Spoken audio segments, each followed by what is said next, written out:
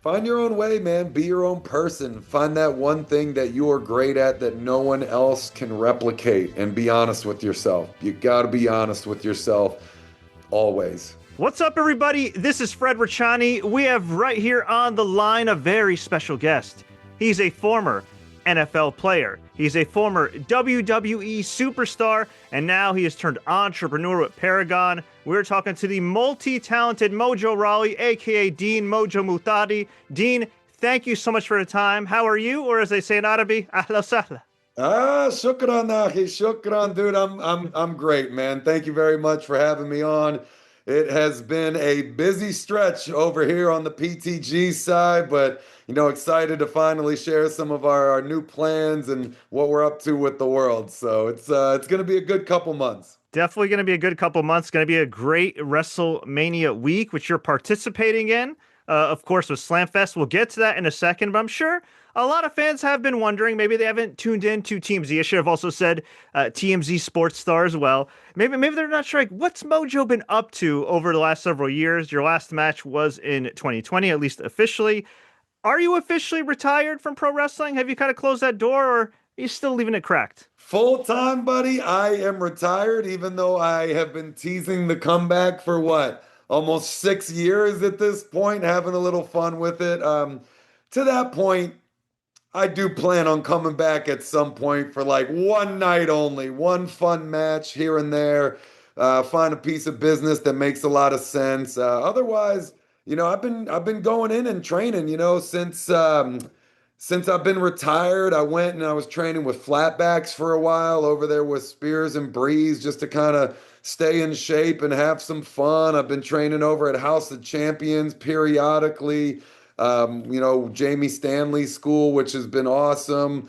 I love it. I miss it. I can't do it full time. It doesn't make any sense for me to in just all the ways right now. But being able to go get in ring, take a few bumps, the ones that I want to take, run the ropes, blow up drills, all these things, and have some fun with my friends, dude. I love it, and I'm glad I can control my schedule. Is there a transition period, like where you have to kind of get over the fact that, okay, that's kind of behind me now and focus your energy on something else? I gotta say, I've always had smooth transitions. They weren't overly jarring. And I think that was really good for my mental health because I can't tell you how many friends I've had in both college football, the NFL, and also, WWE, where you invest your entire life into this one career and it, almost defines you. And then when it's taken away from you instantaneously against your will, you're sitting there and you're just like, what's next? Like, how do I handle this? Not everybody prepared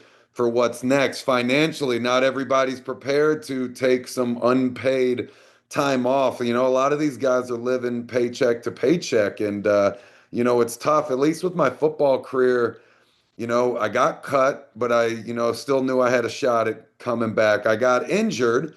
I thought maybe, I could come back from that at some point, but I always had, an incredible job in finance waiting for me on the other side because I killed myself in school. Like I never phoned my career in academically. I always knew the opportunity was hand. I always knew that I was a walk-on and an undrafted kind of guy, the last recruit, and you always have to have a plan B. And then even, with wrestling, like with COVID, I always thought I was going to be able to come back at some point. I just didn't know when that was going to be. I mean, there were times where I thought it was all over and I was done, but when you're in it and you're recovering, your mind is focused entirely on just getting back to the game. So, with that, I started Paragon and that took off and, did almost immediately. So right from the jump, I already had my next best thing, and that ended up being something better for me than wrestling in ring could have possibly been, and just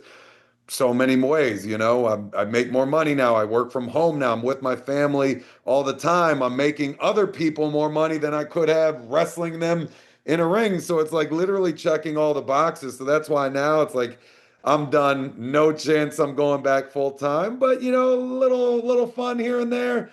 Maybe that'll make sense, even though it hasn't yet for almost 6 years. Well, that's great to hear. And look, man, you're certainly having fun. You founded Paragon Talent Group with your friend Steven Kaye, and it's one thing to go from being in the spotlight to being an entrepreneur. It's another thing to becoming an agent, manager, whatever you want to call it, representing the very talents that are kind of your peers and colleagues. So, what made you decide specifically to get into management? And was there an adjustment from people seeing you as, oh, this is the Mojo I see him in the locker room, to, oh, this is the guy who's actually in charge of the direction of my career? That is always funny because I feel like at this point there are talent that have heard of Paragon Talent Group, but they don't realize I started it. So they're like, "Wait, what? That's Mojo's company? Party rocking, twerking, shirtless Mojo? Like that guy started this company?" I feel like a lot of my coworkers were familiar with my business background. And when we were wrestling, I was usually setting up the locker room with, hey, free hotels here, or hey, we got, a free spot at the club here, or, here's like a merch hookup or something like that, So I think it wasn't surprising for a lot of people. But, for me, I always studied business. I started in business professionally at, a terribly young age of just 11 years old. So, I got my MBA at Maryland. I was really young when I got that one as well. So professionally, I knew I could handle it. As far as identifying the opportunity in the space, halfway through my career in WWE, I knew that this company needed to be started by someone. Actually, I pitched the idea to a friend while I was still with WWE, and I was like, "Hey, man, if you're looking for your next step, like I think you should start this company. I feel like it would do a lot of good for a lot of people, including yourself." They didn't, go for it. Luckily for me. So when it became my turn, I started the company right away. The day I was free, I called Steve Kaye, who was one of my best friends. I met him from the party days back at the Hard Rock in Vegas when, he was booking all the talent there. And I knew he had a background in business, and I knew he was a massive, massive wrestling mark, which is funny because his middle name actually is Mark. So we give him a hard time with that. But like, I'm literally going through, and I knew I wanted to start this business with someone I was close with. And I thought through everyone I knew, and he was literally at the top of the list. So the company blew up immediately. We did paid deals for over 500 talent last year. I'm pretty sure we're going to top that number by April this year. We'll probably even beat all of last year's business. Hopefully that's what we did last year. We had it beat by Mania. So the company's growing leaps and bounds, and we wouldn't have it other way because a company like this only thrives, based on the trust and the reputation with the talent. And luckily, I was there for 10 years as one of them, and we were able to create something that we felt like no one else could replicate. Yeah, that's certainly fantastic. And you talk about how the success was almost immediate with Paragon. But was there one moment? I'm not asking you to reveal like contract terms or anything, but was there one moment you could point to recently that's like, okay, like we're really in this now? No, I am not one to stop and celebrate our wins. When you hit something big, it's like awesome. Maybe you get like 10 seconds of like getting hyped for a moment. Then it's like, all right, on to the next thing. Like we got to keep this thing moving in the right direction. And honestly, we've just been so busy. There hasn't been any time for crap like that, even though we do try to pencil it in from time to time. Sometimes you look back and you look at the collective whole and it's like, wow, like I think when I started the company, I didn't even think like it was going to get to this point, especially not at that speed. And now that we're here, it's like, man, the sky's the limit. Our sights are set on something really big that hopefully can do a lot of good for a lot of people. Well, you certainly are for your colleagues and your clients. And you mentioned trust. I think you got to have a lot of trust from a lot of people to be able to get so many companies and wrestlers under one roof. Of course, Palm Slam Fest presented by Paragon, April 15th to the 18th. This is actually the second annual show. For any fans that aren't familiar, maybe they're going to be in town for WrestleMania in Las Vegas then. Can you tell us a little bit about it and how this concept got started? Yeah, Slam Fest, like you said, man, this is part two. So we had to do it bigger and badder, especially with Mania going back to the same city. You gotta find a way to up the ante, and there's a lot of great programming going on that week, but I think that we created something really special with Slam Fest. lots and lots of events. I mean, if we want to talk about the wrestling side of it first, again, like when we first started the company, we didn't necessarily think we were going to go and become wrestling promoters, like we wanted to focus on everything outside of the ring, professionally. From the third party branding standpoint, sponsorships, and outside of the contract negotiations, which we knew we wanted to help people out from the start for those. Um, but the company keeps evolving, and we keep dabbling into new sectors that have been very successful for us. And now with the wrestling side, being able to tie together five just global juggernauts. That was kind of one of those moments like you were talking about earlier where we wanted to be excited and wanted to be like holy crap, but it's like nah, shut up, man. Like we'll celebrate once the thing is done and we put on some successful events. But it's a big one. Again, this is going to be CMLL's first standalone show outside of Mexico in their 92-year unbelievably successful history. I mean, to be a part of that, to be partners with them on this project for this, for them to trust us with that, I mean, that means the world to us. I mean, that is something special, especially when they're selling out Arena Mexico every single week. They have multiple venues that they own that they're selling out every single week, over 1 million tickets sold in 2025. Like these are crazy numbers. It was fascinating when I got to actually go down there and meet with them and observe all this and just kind of soak it in as a fan. It was crazy. And then we got, Maple Leaf Pro's first show in the US. We got Stardom and Tokyo Joshi under the same roof. We got House of Glory coming in. They already snagged the Hardys as their main event, their only wrestling match that they're going to be doing that week. I mean, these are all, you put together this combo and it's just like, man, this is really cool. We got Japan, we got Canada, we got Mexico, we got America. Like this is awesome. And that's just the wrestling side. It doesn't include all of our other events that we got going on. Man, can you tell us about the other events? Well, absolutely. I mean, for us, the main event, I will say, is going to be the pool party on Saturday. That's going to be like an all hands on deck event. I mean, last year, even though I think on the flyer, I think we had like 4 or 5 towns. No, I think we had like seven, maybe. I can't remember, something like that, on the flyer. But there was 100 wrestlers that showed up. Like everybody just wanted to come and hang out and eat and drink and play games and do contests and win prizes and all this stuff. So wrestlers just kind of started showing up on their own. And we have a whole bunch of activity going on. We're going to do an eating contest again with the winner getting a check to charity. Firefighters versus police officers versus pro wrestlers. We did it last year. It was awesome. I bit my lip in the same spot like 6 times. I almost lost a lip out there, but it was for charity, so whatever. I think we're gonna probably have some video game tournaments. We're gonna be doing a lot, man. I don't want to say too much right now because we're gonna probably unveil that as we get closer. But then you got Mick Foley is gonna do his comedy show, and Soraya is gonna do her live podcast for Rule Breakers. The Hardys are gonna do their Hardy Party. Man, we got a lot of extra programming too. I know the Bellas are going to be there doing their own event. Bubba's going to be there doing his own event. Pretty much the entire time, there's going to be something going on at all times with the schedule perfectly coordinated so no one's stepping into the same time zones. No one's going to have to choose one event or over another at the Palms. So, yeah, I mean, and it's a premium hotel. The first hotel I ever stayed at in Vegas, so it's got a personal connection to me, but a premium venue with a very affordable cost. We always want to do something upscale with Paragon. We're not trying to put on any budget events, but we also want to make sure that it is affordable for the fans. So I feel like that place was the perfect combination of that.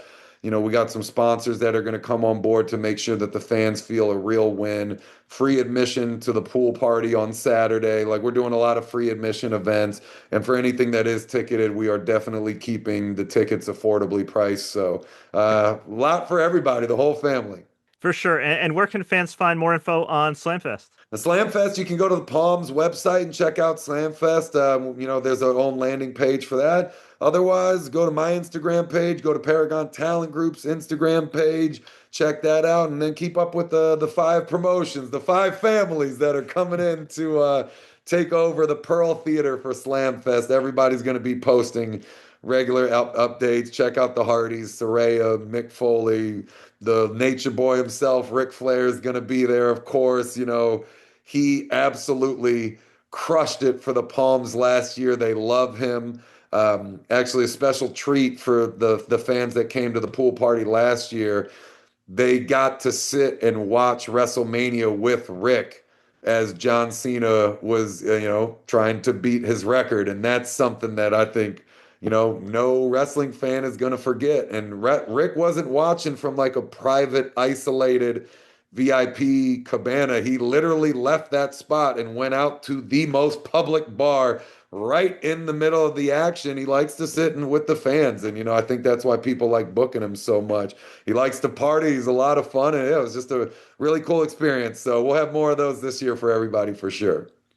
Love to hear it. And I love that you mentioned case studies. We both are in kind of the agency world and everything. And you have to have data with you, especially when you're negotiating with vendors and different parties and everything else. I think you kind of undersold your background with Morgan Stanley. I mean, my friend, you started at seventh grade doing work for them, which is pretty remarkable. And obviously are a well-educated man. That being said, did it drive you nuts at times when you're in WWE where some of the bonuses, at least from an outsider's perspective, seemed kind of more discretionary or trust me, bro, when it came to like pay-per-views or POEs or anything like that? Yeah, we never really knew how those ever worked out, no matter how hard some of us tried to track them. Yeah, in the representation game, you're always trying to look out for your talent, right? And make sure that they're getting a rate that is fair, that makes them happy, but also puts them in a position where, they can retire hopefully when they're done if they put in enough time, in the big leagues. You don't want to see these people that broke their backs for a company for 10, 20 years, literally, and then they're having to work indies for peanuts, and just to figure out how to pay their medical bills or find a way to live. I mean, that was the initial goal for the company, was to prevent all that crap, So having been there and having sat in that seat that they're in, I think it puts us in a very unique place to negotiate these contracts and maybe get a little bit more creative with creating strategy for the talent's future. So, yeah, the game is always changing and evolving. You got to keep a pulse on that.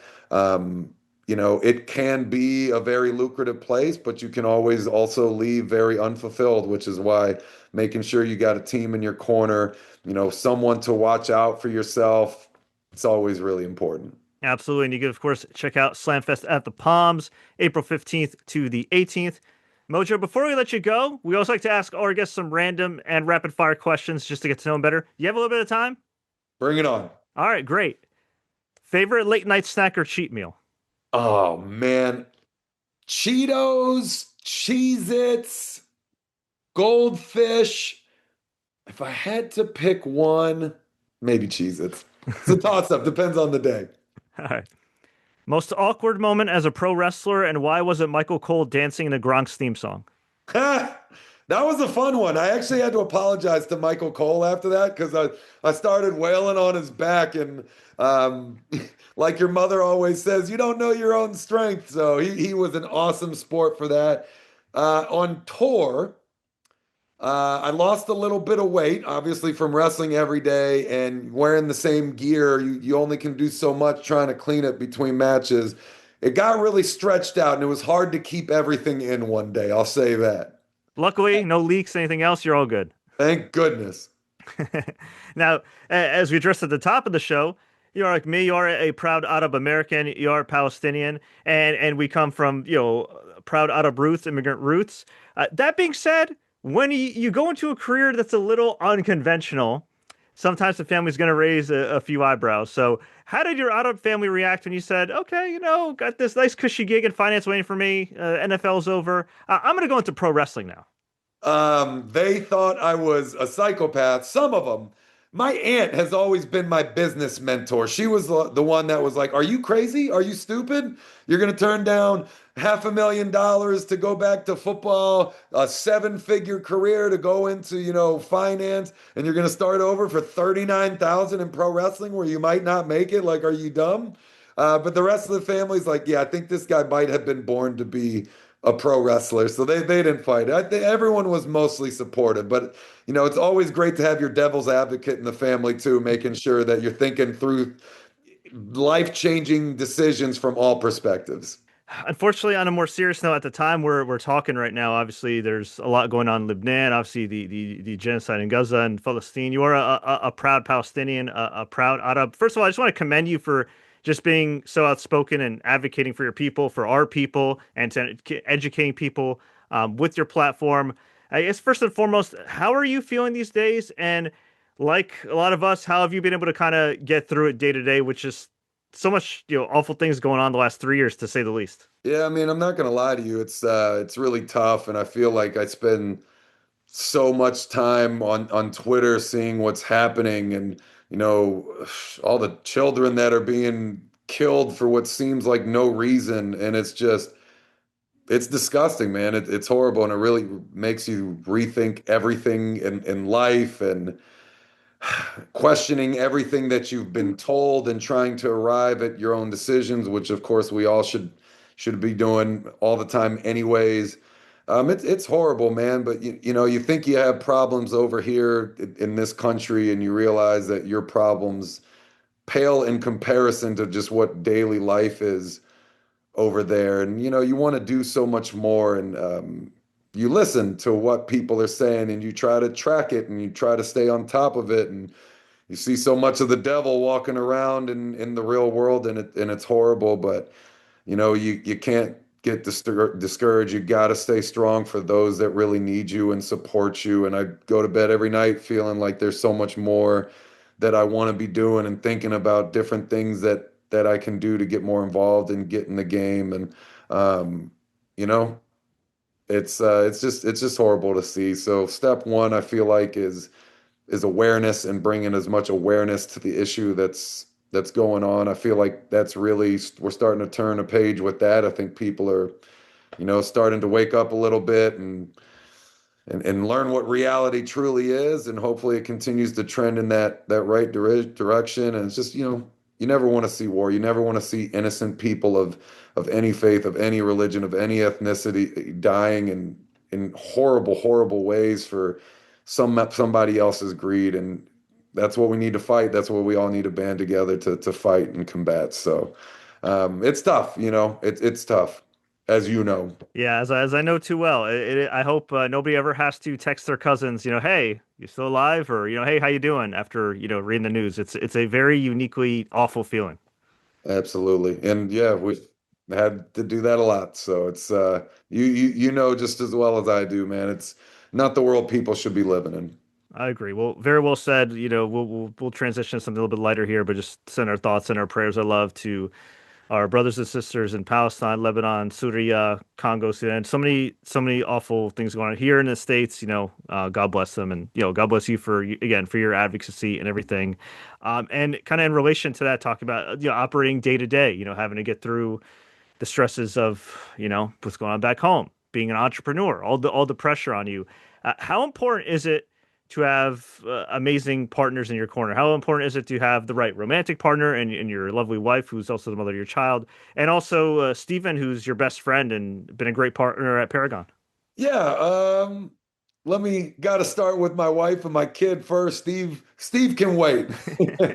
No, I'm tremendously blessed. I married the perfect woman for me, the one I love the most in the world, and she's been an absolute godsend. The best mother I've ever seen. This is the thing that she's always wanted to do, the thing she's always wanted to be. She's just incredibly researched, and it makes my number one stress in life just so much lessened, almost like carefree, because I just kind of follow her instructions. I follow her lead. I do what I'm told. Like I trust. I think that's one strength is I try to be very receptive of who is more knowledgeable than me in a certain category, and I try to learn from them. I try to be as open as I possibly can while trying to create my own way, of course. But for this, I follow what I'm told, and it's an incredible blessing to not have to go to bed every night and just wonder, am I raising my child correctly? Am I making the right decisions? And am I putting them in the best path for success?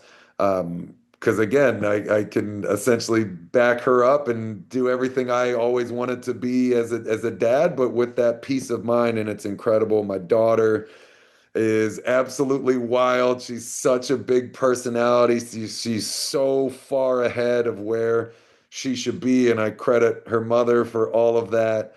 And it's the best, man. That's another reason why I don't ever want to go back to wrestling full time. Like, I don't want to be on the road. I don't want to miss this. I did my time in football and wrestling, and now I get to be here with my family, and it's the best. And Steve's a guy that has become a family member. I mean, shoot, I was just at his baby sister's wedding this past weekend. Thought I was going to go in and not know anyone, and realized I knew the majority of the wedding because I've known his family for so long. Maybe I even dated his mom for a while. No, I'm just kidding. Only kind of. That's been a joke that Steve has loved to hate for a long time now, that his mom always plays into. His stepdad too, and his dad, which is always really funny. But Steve's a guy that's family. There's a reason that he was my first phone call when starting this. And Steve is great at a lot of things that I'm deficient in. And he would probably tell you the same way. And I think that's why it works. And there's always a learning curve with learning how to communicate with each other and operate as 50-50 partners in the best way possible. And maybe they say you shouldn't work with your friends. I've always pushed back on a statement like that. You should work with people that you like and that you trust, and you would go the extra mile for, to make sure that their family is taken care of, just like they would do the same for you. So can't say enough good things about him. I've always had an extremely supportive family, a very blunt, open, honest family, as you know, from backgrounds like ours. But nobody gets anywhere by themselves. I don't care what anyone says. Eventually, you're going to have someone that'll vouch for you, that'll put their name on yours. Nobody makes it alone. And I think that's part of this game, is learning and growing together. Very well said. Nobody's truly self-made. We all got it's somewhere with somebody. That's right. All right, we'll get you on a couple high notes then. What's your best piece of advice for success? Find your own way, man. Be your own person. Find that one thing that you are great at that no one else can replicate, and be honest with yourself. You got to be honest with yourself always. Otherwise you take bad risks, you make big mistakes, you act foolish. Always be able to look at yourself in the mirror and come to terms with yourself. Amazing. And lastly, for those that haven't already been convinced, why should people check out Paragon Slamfest WrestleMania week in Las Vegas at the Palms? Because it's going to be the most fun events that are going on all week, baby. We will not disappoint. I've said it already. If you're at one of our events and it's disappointing you, DM me. Let me know. Tweet me. I will fix that weekend for you. That's what we're about. We just want to make sure that everyone has a great time, no issues. We all just want to come together and have fun. So that's what it's about. Love it. Bonus question. Is there anything you wish I asked you in this interview? No, man, I think you did a great job. I think we covered a lot of stuff. Hopefully, I didn't drone on for too long, but yeah, no, it's great to meet you, man, and I appreciate you reaching out. That was awesome to see. The second you told me about your background, I was like, well, obviously, I'm talking to this dude regardless of what it's for. So I appreciate you, Fred. Thank you for reaching out. Thank you for covering our events, and of course, you're on the VIP guest list for all of our stuff. Let's go. Bless you, man. Much appreciated. Looking forward to chopping it up with you and Steve at the Palms Slam Fest, April 15th to the 18th. Mojo's the easy man to find, of course. Paragon Talent Group. Mojo, thank you so much for your time, man. But actually, one more thing before I let you go. You already mentioned your socials. Anything else you got going on that you're allowed to promote? Ooh, bro, we're gonna have to schedule this for the next one. I don't want to Okay. give out too Okay. much too soon. We already got enough for the fans to digest right now. I don't want to overwhelm anybody. Fair, fair. We'll chat more at Slamfest. How's that sound? You got it.